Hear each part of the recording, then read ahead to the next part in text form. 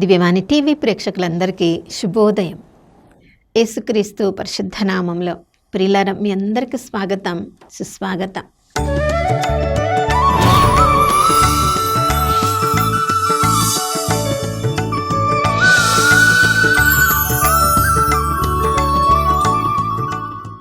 గడిచిన కాలమంతా మనం ఊహించిన దానికంటే, కోరుకున్న దానికంటే ఉన్నత స్థితిలో ఉంచిన ఆ త్రియేక దేవునికి మనసారా వందనాలు తెలియచేద్దాం. ఈ నూతన ఉదయంలో కూడా నమ్మదగిన దేవుడు, విశ్వసనీయుడు, నూతనంగా తన ప్రేమను, కరుణను, కటాక్షాన్ని మనందరి మీద కుమ్మరించి ఉన్నారు. విలాపగీతములు 3వ అధ్యాయం 22-23 వచనాలలో వాగ్దానం ఇచ్చిన దేవుడు, ఆ వాగ్దానాన్ని ఎవరెవరైతే నమ్ముతూ ఉన్నారో తప్పకుండా అది వారి జీవితంలో నెరవేర్చే దేవుణ్ణి మనం కలిగి ఉన్నాం. ఈరోజు నీవు విశ్వసించినట్లయితే ఆ దేవుని యొక్క నూతన ప్రేమ, కరుణ మనందరి మీద కుమ్మరించబడిందని విశ్వసించుదాం, దాన్ని మన జీవితంలో అనుభవించుదాం. నా ప్రియ సహోదర, సహోదరి, ఈరోజు లోకము వైపు చూస్తే ఎక్కడ చూసినా హింస, కుట్రలు, కుతంత్రములు, ద్వేషములు, పగలు, కక్షలు, కొన్నిసార్లు సొంత కుటుంబంలో కూడా ఒకరినొకరిని మన్నించుకోలేని పరిస్థితులలో, చూడండి ఎంత విచిత్రమైన పరిస్థితులలో కాలంలో, చివరి కాలంలో మనం జీవిస్తూ ఉన్నాం. ఇలాంటి పరిస్థితులలో మనం ఉన్నప్పుడు దేవుడు ఎందుకు మనల్ని ఆదుకోవడం లేదు, దేవుడు ఎందుకు ఇలాంటి పరిస్థితి నుంచి మనల్ని బయటికి తీసుకుని వెళ్ళడం లేదు అని మనం అనుకుంటాం. కానీ ప్రభువు ఏం చెప్పారో చూడండి. యోహాను సువార్త 15వ అధ్యాయం 18వ వచనం నుంచి మనం చదువుతున్నాం. ఈ లోకము మిమ్మల్ని ద్వేషిస్తూ ఉంటే, ఈ లోకంలో మీరు శ్రమలు అనుభవిస్తూ ఉంటే, ఈ లోకంలో ఎన్నో కష్టాలు మీరు ఎదుర్కొంటూ ఉంటే, మనం తెలుసుకోవాల్సింది ఒకటి ఉంది. మనకంటే ముందు ప్రభువును కూడా ఈ లోకం ద్వేషించింది, ప్రభువును కూడా ఈ లోకం కష్టపెట్టింది, ప్రభువును కూడా ఈ లోకం హింసించింది. మొదటగా నన్ను హింసించింది, ఈ కాలంలో ఈ లోకం మిమ్మల్ని హింసిస్తుంది. ఎందుకంటే ప్రభువును అనుసరించే వారందరూ కూడా ఈ లోకానికి చెందినవారు కారు. కాబట్టే ఈ లోకం మిమ్మల్ని ప్రేమించదు, మిమ్మల్ని హింసించును.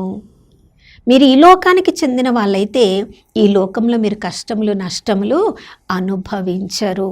ప్రియులారా, లోకంలో కష్టములు, నష్టములు అనుభవిస్తున్నాము అంటే సత్యంలో మనము నడిచినప్పటికీ కష్టాలలో మనం ఉన్నామంటే సంతోషించవలసిన విషయం. ఎందుకంటే మనం పరలోకానికి చెందిన వాళ్ళం. మన జీవితము ద్వారా అది రుజువు పరచబడుతుంది.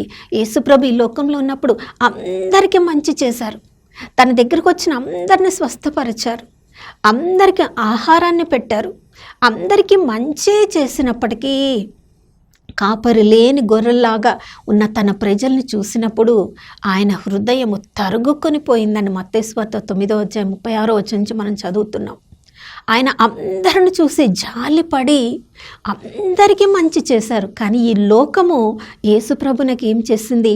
ఆయనను సిలువలో వ్రేలాడతీసింది. నా ప్రియ సహోదర, సహోదరి, సిలువకు వెళ్ళడానికి ముందు యేసుప్రభు కూడా తండ్రి దగ్గర అలానే ప్రార్థించారు. తండ్రి, నీ చిత్తమైతే ఈ పాత్రను నా నుండి తొలగించము. శ్రమల్లో ఉన్నప్పుడు అందరం అలానే ప్రార్థిస్తాం ప్రియులారా. మనం చూడండి, అందుకని పరలోక ప్రార్థన నేర్పించినప్పుడు ప్రభువే నేర్పించారు. మత్తయి సువార్త 6వ అధ్యాయం 13వ వచనంలో మనం చదువుతున్నాం. మనం శోధనలను పడనీయక దుష్టుని నుండి కాపాడుము. ప్రతిరోజు కూడా మనం ప్రార్థన చేసుకోవాలి. కొన్నిసార్లు ప్రభు నేర్పించిన మార్గంలోనే జీవిస్తూ ఆయననే అనుసరిస్తూ ఉన్నప్పటికీ కూడా కొన్నిసార్లు ఎంతో అనారోగ్యానికి గురి అవుతూ ఉంటాం, ఎంతో శ్రమల పాలవుతూ ఉంటాం. ఆ అనారోగ్యం నుంచి బయటికి తీసుకొని రావాలి ప్రభువా అని ప్రార్థన కూడా చేస్తూ ఉంటాం. ఎంత ప్రార్థన చేసినా ఆ శ్రమ నుండి, ఆ హింస నుండి, ఆ బాధ నుండి మనకి ఏ జవాబు కనిపించదు.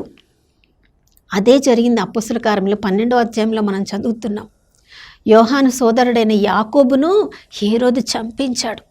చూడండి, వాళ్ళు యేసు ప్రభు చూపించిన మార్గంలో నడుస్తున్నప్పుడు హేరోదు యాకోబుని చంపించినప్పుడు వాళ్ళందరూ ఎంతో భయపడిపోయారు. అంతటితో హేరోదు ఆగిపోలేదు, పేతురును కూడా పట్టి బంధించి అతనిని కూడా చంపాలని అతన్ని కూడా చెరసాలలో వేయించాడు. ప్రియులారా, ఆ సమయంలో సంఘమంతా కూర్చొని పేతురు విడుదల కొరకు ప్రార్థిస్తూ ఉంది. నా ప్రియ సహోదరుడ సహోదరి, మనకు అన్ని శ్రమలు కలిగినప్పుడు ప్రార్థన ఒక్కటే మనకు ఆయుధం. ప్రార్థన ద్వారానే మన హృదయ భారాన్నంతా కూడా పరలోకపు తండ్రి ముందు కుమ్మరించగలం. తన అనారోగ్యంతో బాధపడుతున్నప్పుడు అపోస్తలుడైన పౌలు కూడా చేసింది అదే. కొరింథీయులకు రాసిన 2వ లేఖ 12వ అధ్యాయంలో మనం చదువుతున్నాం.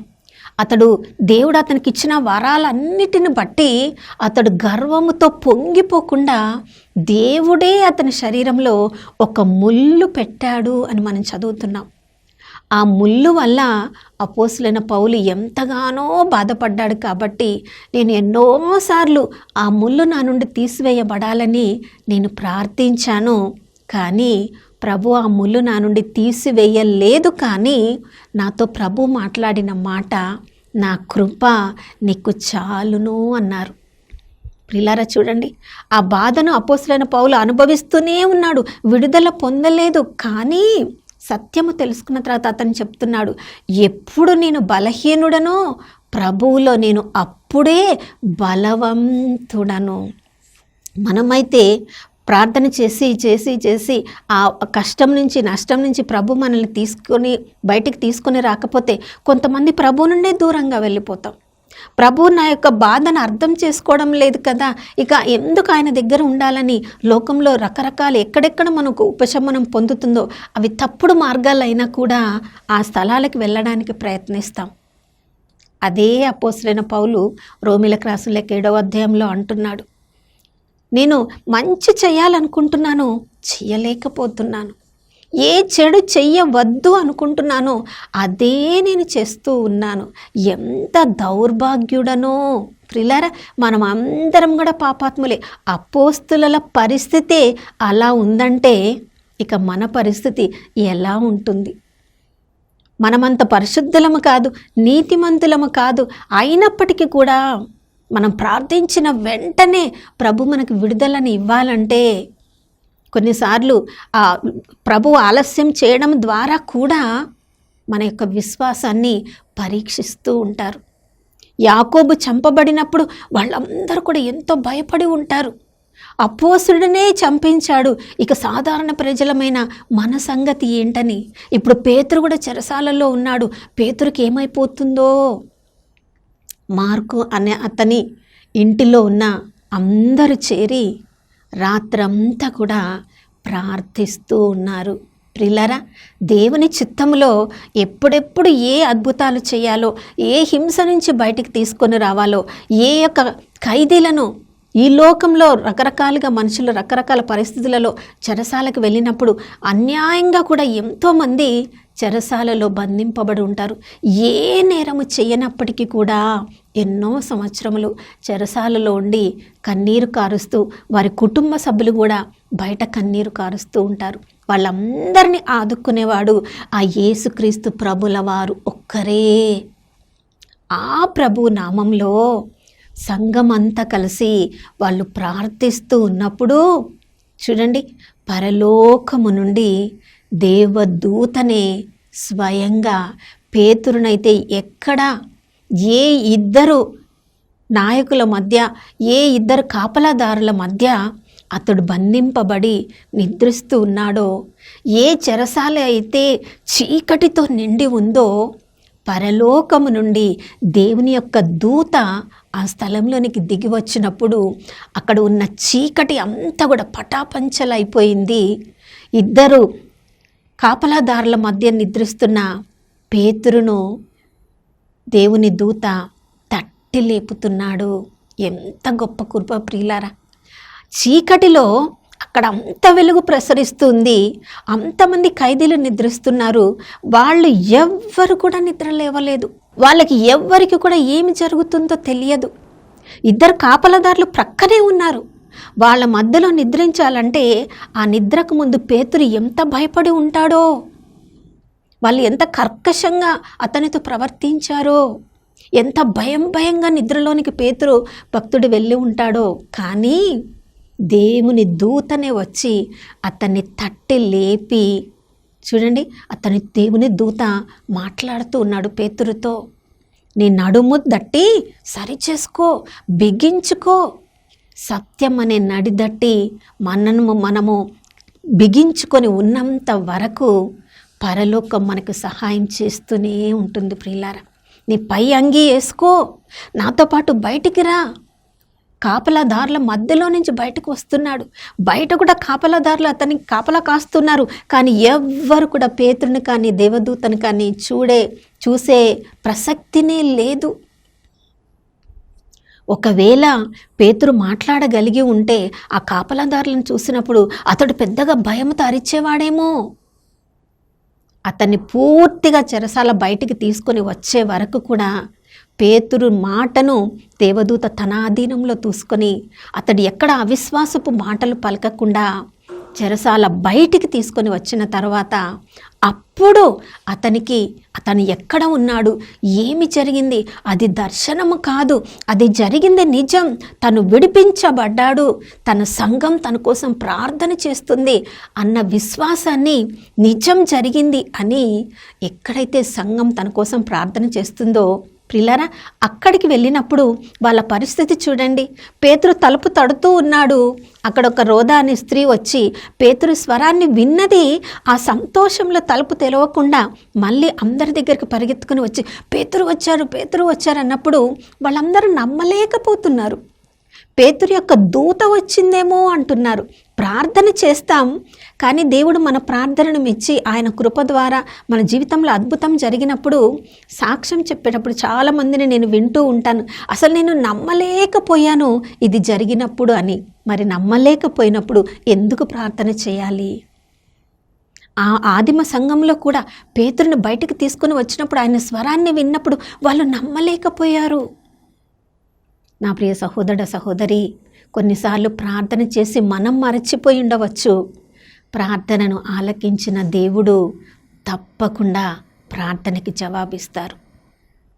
ఏ సంకటంలో ఉన్నావో, ఏ బంధనంలో ఉన్నావో, ఏ హింసలో ఉన్నావో, ఆర్థికంగా, శారీరకంగా, మానసికంగా ప్రార్థన ఒకటే ఆయుధం.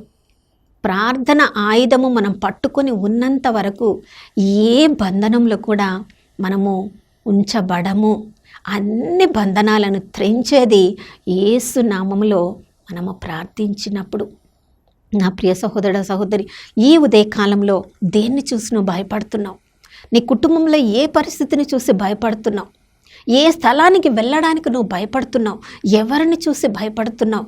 ఎవరు నిన్ను బంధిస్తారో, హింసిస్తారో, నిన్ను కష్టాల పాలు చేస్తారని భయపడుతున్నావా?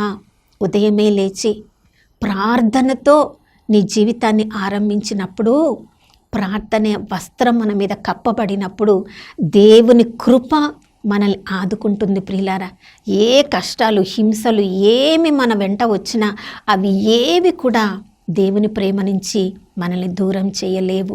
కాబట్టి ఏ హింసలో, ఏ బాధ నుంచి బయటపడాలనుకుంటున్నావో వాటన్నిటి నుంచి విడుదలను ప్రకటించమని ప్రార్థించుకుందాం. నాతో ప్రార్థనలో ఏకీభవించండి. పరిశుద్ధుడైన దేవానికి స్తోత్రములు తండ్రి. ఆదిమ సంఘంలో ఎన్నో కష్టాలను, నష్టాలను, హింసలను అనుభవించారు ప్రభా. అయినప్పటికీ కూడా ఏది కూడా నీ ప్రేమ నుంచి వాళ్ళని దూరం చేయలేకపోయింది. వాళ్ళు ప్రాణములు కూడా ఎంతో సంతోషంగా సరియైన మార్గం కొరకు వాళ్ళు అప్పగించి ఉన్నారు తండ్రి. ఆ క్రియలు ఆ విశ్వాస సంఘాన్ని విశ్వాసంలో బలపరిచింది. కానీ ప్రభా, చెల్లాచెదురైనప్పటికీ కూడా అక్కడక్కడ వెళ్ళి వాళ్ళు దేవుని వాక్యాన్నే బోధిస్తూ ఉన్నారు. యేసయ్య, ఈ కాలంలో, ఈ రోజు మా జీవితంలో ఏ శ్రమలు ఉన్నాయో, ఏ బంధనాలు ఉన్నాయో, ఏ హింసలు, ఏ కష్టాల్లో మేము జీవిస్తూ ఉన్నామో ప్రభా, ఈ ఉదయ కాలంలో మీ నామంలో మేము ప్రార్థిస్తున్నాము తండ్రి. మీరు ఇచ్చే అభిషేకము ఈరోజు అన్ని కష్టాల నుంచి, నష్టాల నుంచి, హింసల నుంచి, బంధనాల నుంచి, చెరసాల నుంచి యేసు నామంలో మాకు విడుదలను మేము ప్రకటించుకుంటున్నాం ప్రభా. యేసు నామంలో ఈరోజు అన్ని పరిస్థితుల నుంచి మేము విడుదలను పొంది నాయన ప్రశాంత జీవితంలో మేము జీవించడానికి ఈరోజు మీరు మాకు కృపను చూపించారని మేము నమ్ముతూ మీకు వందనాలు తెలియజేస్తున్నాము మా ప్రియ పరలోకపు తండ్రి. ఆమేన్. అవును ప్రియులారా, ఏ కష్టాలు నష్టాలు ప్రభు ప్రేమ నుండి మనల్ని వేరు చేయలేవు. మరొక నూతన శుభోదయంలో మనం అందరం కలుసుకునే వరకు దివ్యవాణి టీవీని వీక్షిస్తూ ఉందాం. ఇమ్మానుయేలు, ప్రభు మనతో ఉన్నారు.